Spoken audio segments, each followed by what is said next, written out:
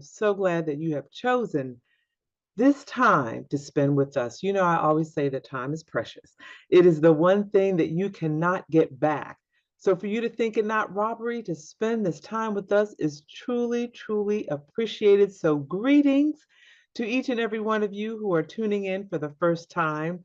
And for those of you who have chosen to continue to make this journey each and every week, we thank you so much for continuing on the journey.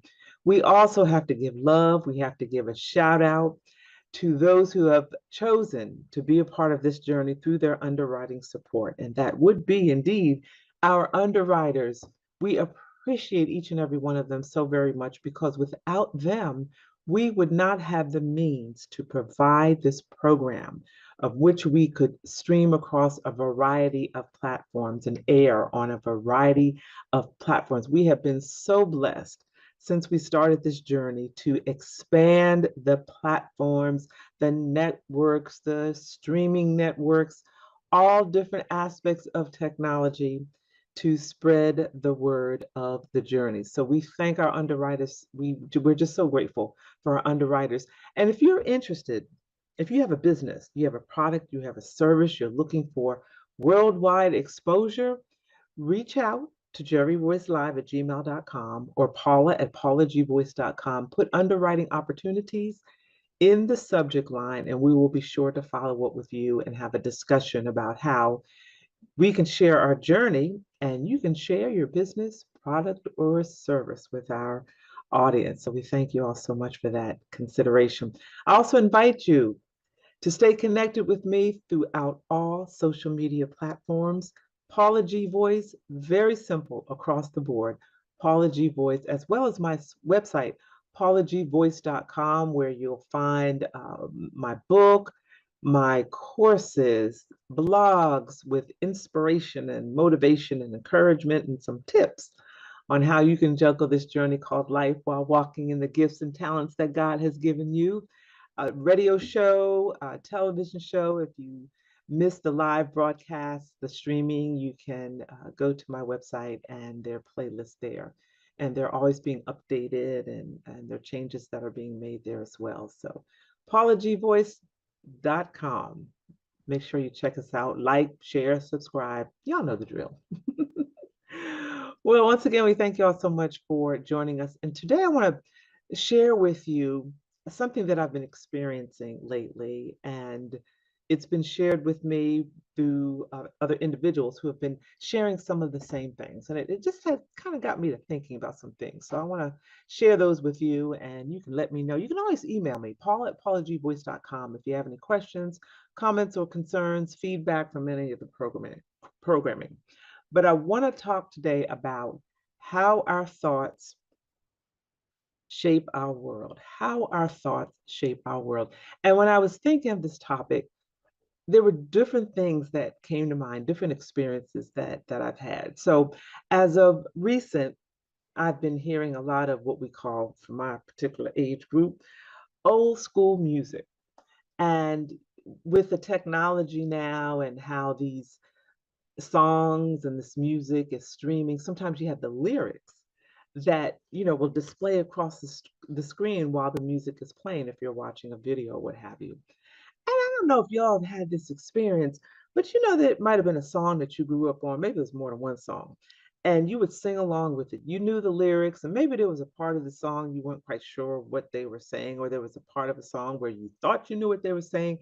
And you've been singing those lyrics all these years, only to find out that that's not actually what they were saying. Now, I don't want to cite any specifics because I don't want to, mention any particular artist.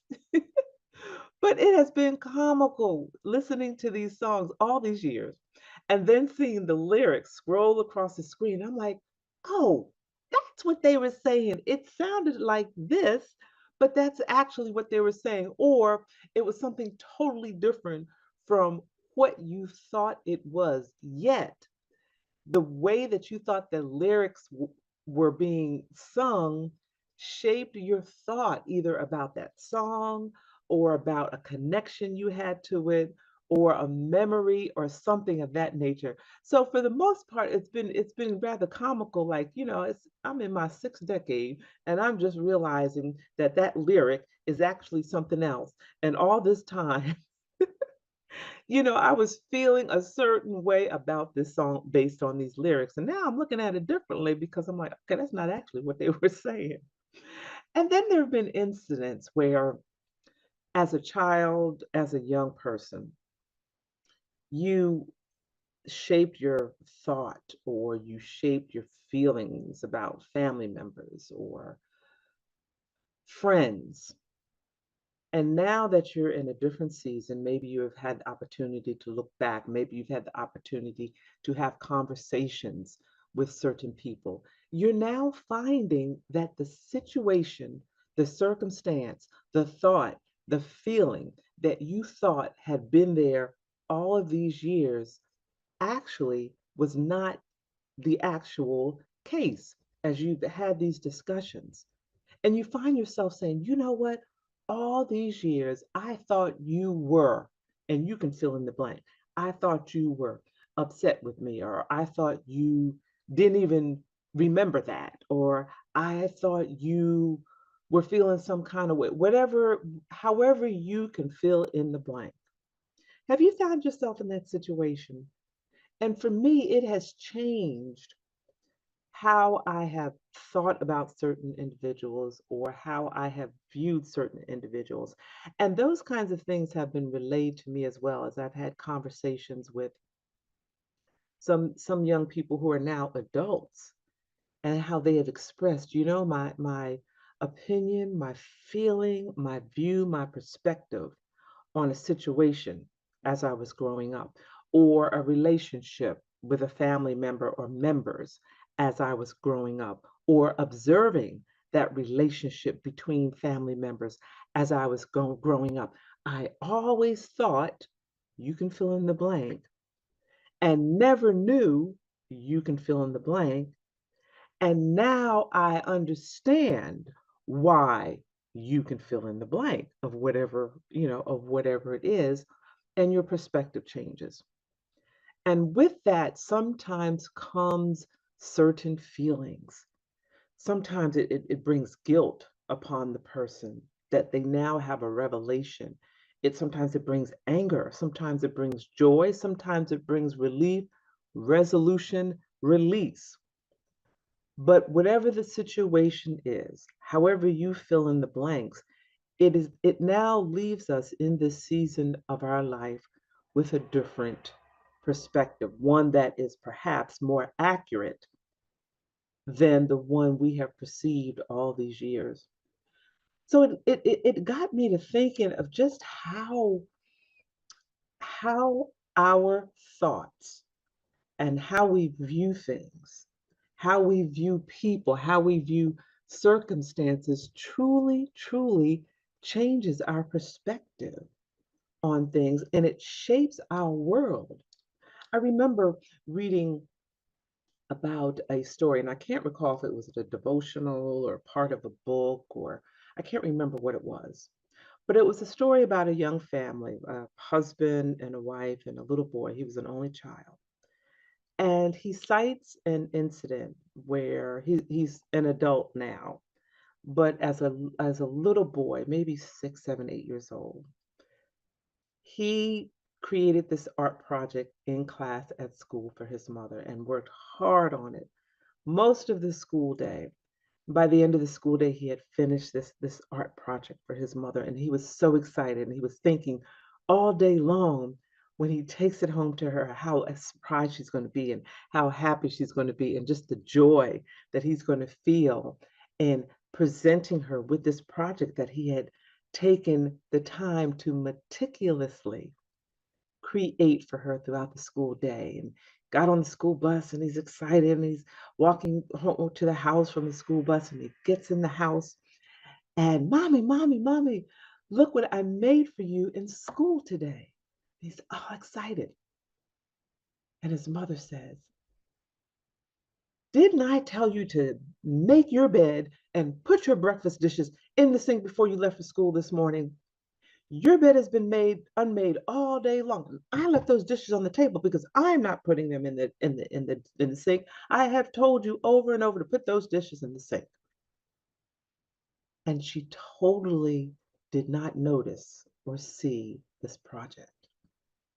And those kinds of incidents happened throughout this young man's childhood. He would come home all excited with something. Maybe this time, if I share this with her, I show her that I got an A, or I won something at school, or I kicked the ball far, or whatever it was. You know how children come and they're sharing all of their little excitements throughout the day. But each time he was met with, didn't I tell you to do such and such? Oh, that's nice, but you should have done so and so.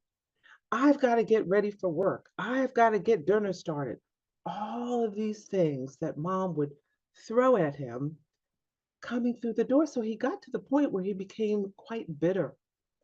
He just became quite bitter and closed in to himself. Yet he continued to try to seek his mother's attention. And as he got older, those efforts to seek her attention became negative. Every time he got in trouble at school, it was to the point where she had to come up to the school to pick him up. And even though she was upset, at least he was getting that attention. It was negative attention. And by that point, to him, negative attention was better than no attention at all. And throughout his young life, this manifested because he felt my mother doesn't love me. I'm a burden. She's always fussing. And I just can't seem to do anything right. And his behavior in trying to get his mother's attention over and over repeatedly wound up in frustration for him, to the point where he just felt unwanted. He felt worthless. He felt unloved. And he began to abuse drugs. He began to smoke. He began to drink. He became an alcoholic. He became a drug addict. Got himself in trouble. Juvenile, wound up in jail, all of these negative things. And throughout, his mother would be like, I just don't understand what is wrong with him. He's got a roof over his head, clothes on his back. We provide his needs for him. I just don't get it. I don't understand why he has had a lifetime of trouble. And in one incident where he was released from jail, and he was found himself at his mother's home. And by this time, I believe the father had passed away. By this time, I believe the father had passed away.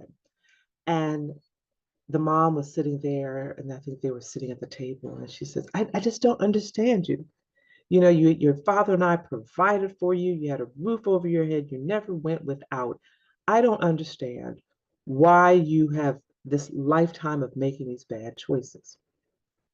And through his rehabilitation, he had uh, gained a bit of counseling and therapy. And through the counseling and through the therapy, he was able to peel back those layers. You all have heard me talk about peeling back those layers and get to the core of his behavior. And the core of his behavior was the hunger for his mother's love, the hunger for his mother's attention. And he began to share this with her, how he always felt unwanted, unloved, uncared for, and he would try to get her attention through positive means. And when that didn't come to fruition, he then resorted to negative means. And he just wanted his mother to love him, to notice him, to pay attention, to love on him, to give him positive accolades, to let him know how wonderful and precious he was. And as he was sharing this, tears started streaming from his mother's face. And she started to cry. And he couldn't understand the tears. He couldn't understand why his mother was crying.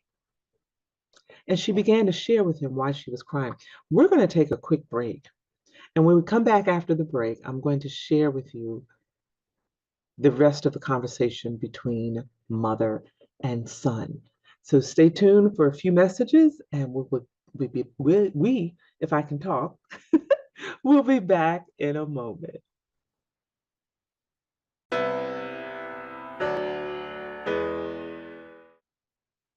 And welcome back to My Journey with Paula G, where we are juggling this journey called life while walking in the gifts and the talents that God has given us. Now, before the break, I was sharing with you a bit of a story about a young man who, throughout his life, sought his mother's attention. And initially, he did so through positive means, but when that didn't render results, he then resorted to negative means of getting her attention. And he got to the point where he felt that negative attention from mom and getting attention, uh, getting my mother's attention through negative means was better than not getting her attention at all. And he was sharing with her that his objective, his goal, his desire was just to be noticed, to be loved by her, for her to give him accolades and to tell him how much she loved him. And as he was sharing this with his mom, who he's now an adult, he was sharing this with his mom, and she began to cry. Tears just started streaming down her face. And she began to share with him her journey. And in that moment, she realized how her journey affected her son. She realized how her journey shaped his world. And she began, and she could remember, the other thing too, is she could remember a lot of those incidents that he was sharing with her, where he came home with that project that first time. And she began to share, she said, it was never about you. This is mom talking, was so caught up in my own despair, distress. And she began to share how things were not going well, or things did not go well between her and his father. Yet they put on a good front in front of him, because we always do these things as parents.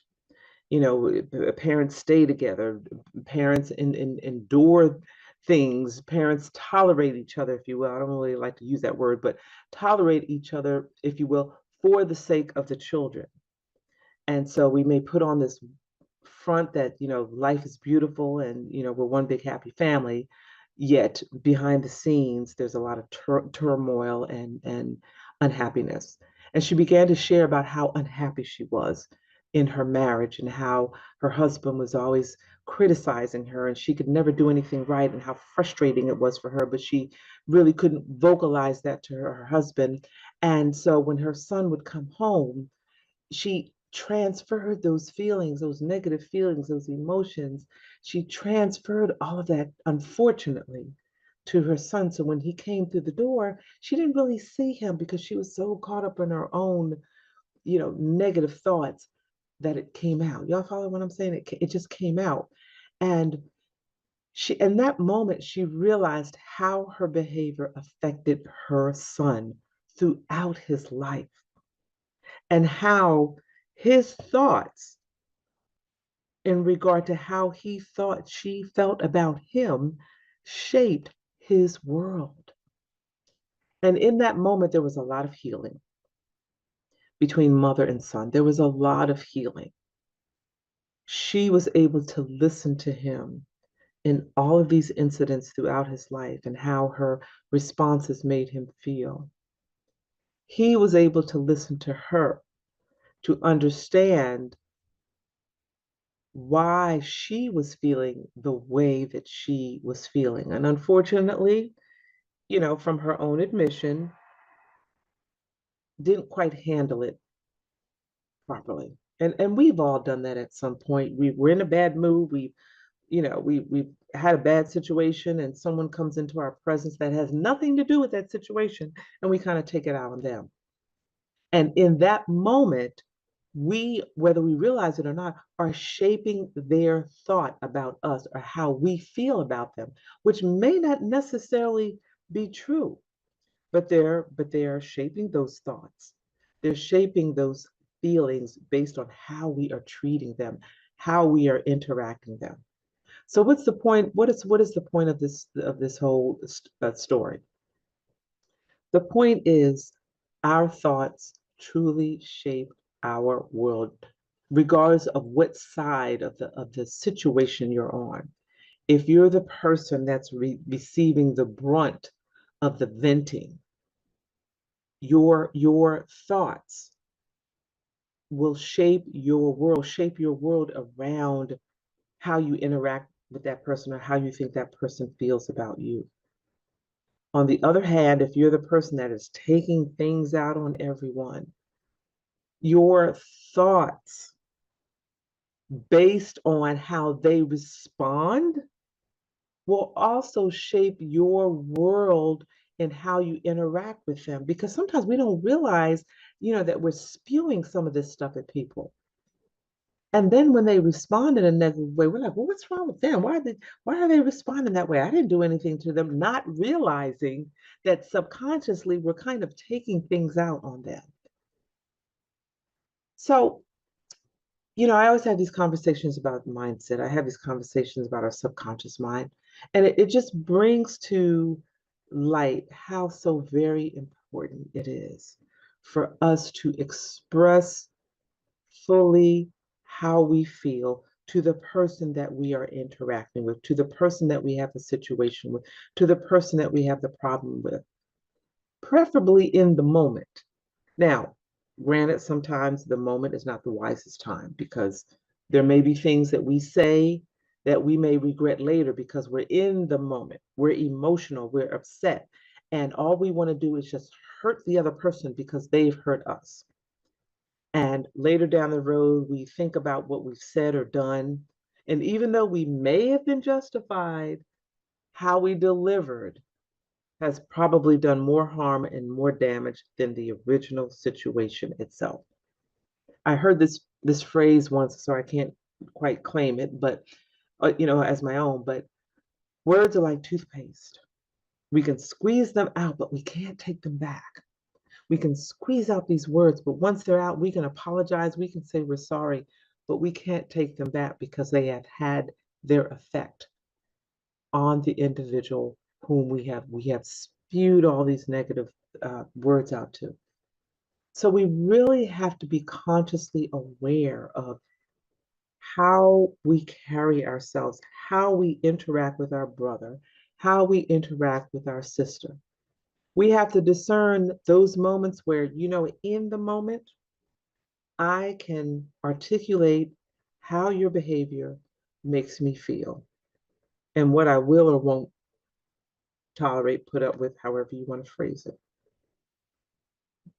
Or discern, now is not the time to respond. I'm going to pull back, collect my thoughts, and address the issue later because what buried feelings never die. When you start suppressing those things, the anger and the resentment and all those things come up to the surface. They kind of simmer underneath the surface, and at some point they come up to the surface, and sometimes they hit the surface at the most inopportune moments. You know what I'm saying? The most inopportune moments. So we have to be very careful and discerning, articulating in the moment, using wisdom and silence in the moment, thinking about what it is that we need to say to express how a person's behavior made us feel, or just simply, there's an old saying, let it roll off your back like water off a duck's back. Sometimes we have to do that as well. So we have to be very prayerful and discerning.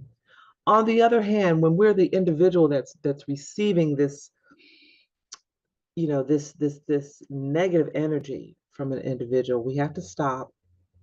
You know what? I haven't done anything to so and so. They must be having a bad day. Something else, somewhere else must be going on. And that is what this energy is all about. It has nothing to do with me. So therefore, I can't allow it to settle in my spirit. And I may need to bring it to the person's attention because sometimes the person doesn't even realize it. The person doesn't even realize how their behavior is affecting someone else. Are you okay today? You seem a little cross. You seem a little upset. Have I done something? Have I said something? And sometimes you go, no, you have. Okay, well, let's talk about what's going on because right now your energy is just really sharp. And, you said I haven't done or said anything wrong. So let's talk. And you may be surprised that that person, that may be just what they need, is for someone to just listen to what it is that they have to say. God uses us in so many different ways that sometimes we don't even realize how or when He is using us. And in that moment, He may be using you to help the person process through whatever it is that they're feeling, to gain a new perspective, and to gain some peace in that moment, in that situation. You may be that vessel that they need in that moment, because we all have these challenges while we are juggling this journey called life, while we're walking in the gifts and the talents that God has given us. We all have these challenges. So let's begin, and some of you already have, and if you haven't, let's begin to look at things through a different lens, to open ourselves to be in position to be of assistance, of service, of help, of blessing others, of being a place where someone can feel comfortable sharing or venting, and we can perhaps help them process through some situations that they may be dealing with. And in turn, develop a better relationship between the two of you, as well as other individuals as well. So, God doesn't necessarily come down with a memo and tell us how He's going to use us, but He indeed does use us in a mighty way and in many ways. So I hope that helped you today. We have certainly come to the end of our journey, and I'd like to thank each and every one of you for tuning in, for listening, for viewing. We thank you all so much for embracing the journey. We thank our underwriters as well for embracing the journey and for helping us to provide a platform to share each and every week how we're all juggling this journey called life. Make sure you stay connected. PaulaGVoice.com, my website, social media across the board, Paula G Voice. And until next time, remember that the greatest conversation you will ever have is the one that takes place in between your ears. What are you speaking to yourself? Is God a part of that conversation? And are you listening to His still small voice? Until next time, ladies and gentlemen, embrace the journey.